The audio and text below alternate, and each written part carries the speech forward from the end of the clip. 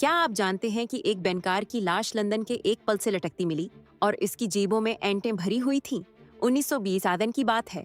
Roberto Kalvi, जिसे लोग खुदा का बिनकार कहते थे, वेटिकन का सबसे ताकतवर माली मुशीर था। वो इटली के सबसे बड़े नजीबेनिक का सरबराह था और इसके हाथ में अरबों डॉलर का हिसाब था।